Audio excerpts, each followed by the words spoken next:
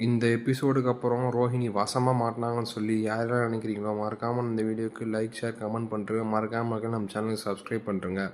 வளவலான்னு பேசாமல் இன்றைக்கான வீடியோக்குள்ளே போயிடலாம். இன்றைக்கான வீடியோ எதை பற்றினு பார்த்தீங்கன்னா 26ஆம் தேதிக்கான ப்ரெடிக்ஷன் வீடியோ தான் இது. அதுக்கு முன்னாடி இன்றைக்கான எபிசோடை ரொம்ப ஷார்ட்டாக பார்த்துடலாம். எப்படி இருக்குன்னா ஃபஸ்ட்டு 3 நிமிஷம் இன்றைக்கான எபிசோட் பேசிவிட்டு அப்புறமா கடைசி 3 நிமிஷம் ப்ரெடிக்ஷன் பேசிடலாம். யார் எபிசோட் பார்த்துட்டீங்கன்னா நெக்ஸ்ட் கடைசி 3 மினிட்ஸ் பார்த்தா போதும். என்ன நடக்குதுன்னா, முத்துவும் அந்த ப்ரோவும் வந்து பார்த்தீங்கன்னா காரில் போய்கிட்டு இருக்காங்க. அவங்க அப்பா ஆல்ரெடி சொல்லியிருப்பாரு, இந்த மாதிரி யார் இந்த தப்பு பண்ணாங்கன்னு சொல்லி கண்டுபிடிறான் முத்து அப்படின்னு சொல்லியிருப்பாங்க. அவரும் 2 பேரும் பார்த்தீங்கன்னா காரில் போய்கிட்டு இருக்காங்க. நம்ம போன எபிசோடில் பார்த்தா மாதிரி தான் அண்ணாமலை வந்து பார்த்தீங்கன்னா இளைஞர்கிட்ட பேசும்போது இளைஞர் வந்து பார்த்தீங்கன்னா ஃபோன் பண்ணியிருப்பாரு. முத்து வந்து ஃபஸ்ட்டு க்ளூ தேர்றதுக்காக சிஐடி மாதிரி போயிட்டு எங்கே போகிறாரு எங்கன்னா பார்த்தீங்கன்னா அந்த இளைஞர்காரர்கிட்ட தான் போகிறாரு. அவர் போய் விசாரிக்கிறாரு. இந்த மாதிரி அந்த மொனை வீட்டில் யார் இருக்காங்கன்னு தெரியுமான்னு கேட்ட உடனே தெரியும்பா, முன்னாடி வந்து கதிர்னு ஒருத்தன் இருந்தான், அவன் தான் அந்த வீட்டில் இருந்தான், அவனை பார்க்க நிறைய பேர் வருவாங்கன்னு சொல்லும்போது யார் வருவான்னு சொல்லி முத்து கேட்குறாரு. யார் வருவாங்கன்னு சொன்னால் அவர் வந்து யாரோ ஹைட்டாக வெள்ளையாக இருப்பார், அவர் வந்து சீரியலில் நடிச்சிருக்காருன்னு சொல்லி சொல்கிறாரு. அது யார் உங்ககிட்ட சொன்னது பார்த்தீங்கன்னா அவர் சொல்கிறாரு, அந்த வீட்டில் ஒரு வேலைக்காரம்மா இருக்காங்க, அந்த வேலைக்காரம்மா தான் இந்த மாதிரி சொன்னாங்கன்னு சொல்லி சொல்கிறாரு. முத்து அப்படியே போட்டு வாங்குறாரு. இந்த மாதிரி அந்த வேலைக்காரங்க வீடு எங்கே இருக்குன்னு தெரியுமான்னு கேட்ட உடனே தெரியும்னு சொல்லி 32ன்னு ஏதோ ஒரு அட்ரஸ் சொல்கிறாரு. அந்த அட்ரஸை நோட் பண்ணிவிட்டு இவங்க வந்து காரில் கிளம்புறாங்க. காரில் கிளம்பும்போது மீனாவுக்கு ஃபோன் பண்ணுறாங்க. மீனா என்ன சொல்கிறாங்கன்னா, இந்த மாதிரி நான் அம்மாவோட பூ கட்டிகிட்டு இருக்கேன்னு சொல்லி சொல்கிறாங்க. முத்து வந்து பார்த்தீங்கன்னா அங்கே கிளம்புறாரு. இவர் எங்கேயோ எங்கள் ப்ரோ வந்து எங்கேயோ விட்டு போகிறாரு. அடுத்து மீனாவை காட்டுறாங்க. வந்து அவங்க அம்மா கிட்ட பேசிகிட்டு இருக்காங்க. இந்த மாதிரி இன்னும் கொஞ்ச நாளில் டெக்கரேஷன் பிஸ்னஸ் இன்னும் பெருசாக நடக்கும்னு சொல்லிட்டு இருக்காங்க. அந்த மாதிரி அவங்க அம்மா ரொம்ப சந்தோஷப்பட்டுட்டு இருக்காங்க. அப்புறம் என்ன சொல்கிறாங்கன்னா, அந்த மாதிரி பணம் இருக்கவங்க எது சொன்னால் தான் நம்புவாங்க, இந்த பணம் இல்லாதவங்க எது சொன்னாலுமே அது பொறாமையில் தான் முடியும்னு சொல்லி நல்ல ஒரு இது சொல்கிறாங்க. அந்த மாதிரி பேசிகிட்டு இருக்கும்போது முத்து அங்கே வந்துடுறாரு. முத்து வந்து என்ன சொல்கிறாருன்னா, இந்த மாதிரி அவர் கண்ணாடி போட்டு வந்து இறங்குறாரு. அந்த கண்ணாடி யார் கொடுத்தா நம்மளுக்கு தெரியும், ஜீவா தான் கொடுத்தான்னு நம்மளுக்கு தெரியும். அங்கே போய் இறங்கி அந்த கண்ணாடிக்கு வந்து ஷோ ஆஃப் பண்ணிட்டு இருக்காரு. அப்புறமா செல்ஃபி எடுக்கிறாங்க. எப்பயும் முத்து செல்ஃபி எடுக்கிறத வழக்கமாக வச்சுருப்பாரு. செல்ஃபி எடுத்துகிட்டு அப்புறம் பார்த்தீங்கன்னா அந்த ஃபோட்டோ வந்து பார்த்தீங்கன்னா அந்த மீனாவோட தங்கச்சி இருப்பாங்க. அவங்க வந்து பார்த்தீங்கன்னா அவங்க ஃபோனுக்கு அனுப்புறேன்னு சொல்லிட்டு அந்த ஃபோனை வாங்கி பார்க்குறாங்க. ஃபோனை வாங்கி அந்த ஃபோட்டோஸை தள்ளும்போது நம்ம ஆல்ரெடி ஒரு ஃபோட்டோ எடுத்திருப்பாரு. யார் கூடனா நான் போன எபிசோடில் பார்த்துருப்போம். ஜீவா கூட ஃபோட்டோ எடுத்திருப்பாரு. இந்த மாதிரி யார் கொடுத்தாங்கன்னு சொல்லி தெரியணும்னு சொல்லிட்டு ஒரு ஃபோட்டோ எடுத்திருப்பாரு. அந்த ஃபோட்டோ பார்த்துட்டு இவ தான் அன்றைக்கி கல்யாணத்துக்கு வந்தாங்க. யார் கல்யாணத்துக்குன்னா நம்ம மனோஜ் ஸ்டார்டிங்கில் ஒரு கல்யாணம் ரெடி பண்ணியிருப்பாங்க. யாரோட மீனா கூட. அந்த கல்யாணத்தில் வந்து மனோஜ் கிட்ட ரொம்ப க்ளோஸாக பேசியிருந்தாங்க. அப்புறம் நான் அவளை ஃபாலோ பண்ணி போனேன். அப்போ வந்து ஜீவான்னு அவங்க பேர் நான் கண்டுபிடிச்சேன்னு சொல்லி சொல்கிறாங்க.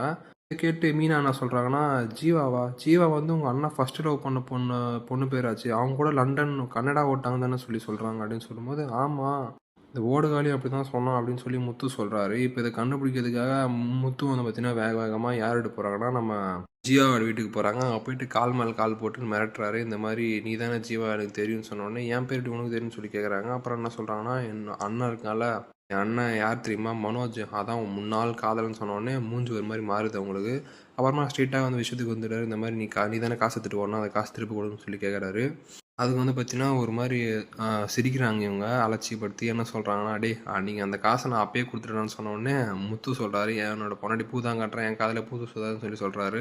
இதை வந்து பார்த்தீங்கன்னா அவங்க நம்ம வேலை திரும்ப சிரிக்க தான் ஆரம்பிக்கிறாங்க. அன்றைக்கி நீ சாட்சிகை எடுத்து போட்ட ஞாபகம் இருக்கான்னு சொல்லி கேட்குறாங்க. ஆமாம் சாட்சிகை எடுத்து போட்டேன். அந்த சாட்சிகை எடுத்து இதுதான் யார் தெரியுமா, பார்லரும் உன் அண்ணன் மனோஜும் தான் என்னை வழிமறி பண்ணி அன்றைக்கி அந்த காசை வாங்கிட்டாங்க. அந்த காசு வாங்கின விஷயம் வீட்டில் யாருக்கும் சொல்லலைன்னு சொன்னோடனே, ஆமாம் அந்த ஓடுகால் யார்கிட்டையுமே சொல்லலன்னு சொல்லி முத்து சொல்கிறாரு. சூப்பர், உன் அண்ணன் எப்படி ஏமாத்துறான் பாருன்னு சொன்ன உடனே இவன் என்ன சொல்கிறாருன்னா, நான் சொன்ன எதுவும் நம்ப மாட்டாங்க வீட்டில், நீ வா என் கூடயே வா என் கூட வந்து சொல்லுன்னு சொன்ன உடனே நான் ஏன் சொல்லணும்னு ஃபஸ்ட்டு சொன்னாலுமே அப்புறமா அவங்க ஒத்துக்கிறாங்க. சரி நான் வந்து சொல்கிறேன், அவங்ககிட்ட ஒரு கணக்கு ஒன்று முடிக்க வேண்டியது இருக்குன்னு சொல்லிட்டு கிளம்புறாங்க.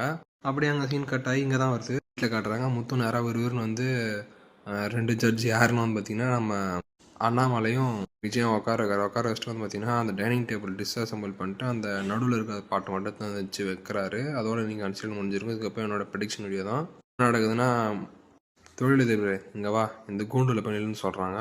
மனோஜ் எப்பவுமே பிகு போனவரில் அதான் சொல்கிறார், டே நான் என்னடா தப்பு பண்ணேன், நான் என்ன போய் நிற்கணும், இது ஒரு கோர்ட்டு, நீ கேஸ் எடுத்து நடத்துட்டு இருக்கு அப்படின்னு சொன்னப்போ என்ன சொல்கிறாருன்னா, மரியாதை நின்று அப்புறம் அடிக்க வச்சிடறான்னு சொன்னோடனே நம்ம மனோஜும் போய் நின்றுறாரு. நின்ன உடனே அவர் வெளியே உள்ளேருந்து கூப்பிட்றாரு, ஜீவா இங்கே வாங்கன்னு சொல்லி மனோஜுக்கும் ரோஹிணிக்கும் மூஞ்சி அப்படியே மாறுது.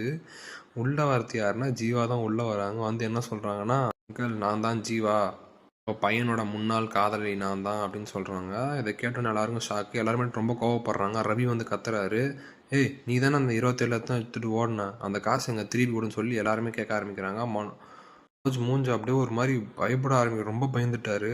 அந்த உண்மையை போட்டு உடைக்கிறாங்க. என்ன சொல்கிறாங்கன்னா, நான் எடுத்துகிட்டு போனாலும் அந்த காசு நான் திரும்பி வரும்போது லண்டன்லேருந்து வரும்போது ஏதோ இங்கே நிற்கிறாங்களே அந்த பார்லர் அம்மான்னு சொல்லி முத்து சொல்கிறாரு. அவங்க தான் என்கிட்ட அந்த காசை வாங்கிட்டாங்க. காசை வாங்கிட்டு வட்டியோட 3 லட்சம் எக்ஸ்ட்ரா வேறு வாங்கினாங்க. 30 லட்சமாக சேர்த்து வாங்கிட்டாங்க என்கிட்ட இருந்து அப்படின்னு சொல்கிறாங்க. இதை கேட்டு யாருக்குமே ஒன்றும் புரியல. நம்ம விஜயாவும் அண்ணாமலையும் நம்ம இவரை பார்த்து யாருன்னா நம்ம மனோஜை பார்த்து கேட்குறாங்க. மனோஜ் இந்த பொண்ணு சொல்கிறதுலாம் உண்மையாடான்னு சொன்னு கேட்கும்போது அவன் எதுவுமே சொல்லலை, கும்முன்னே தான் இருக்கான். அப்புறம் வந்து பார்த்திங்கன்னா நம்ம விஜயா வந்து ரொம்ப கிட்ட வந்து உன்னை போட்டு உழுக ஆரம்பிக்கிறாங்க. உழுகுனோடனே இல்லைம்மா நான் அதுவும் பண்ணலம்மா, இந்த ஐடியா கொடுத்தது மொத்தமே ரோஹிணி தாம்மான்னு சொல்லிடுறாரு.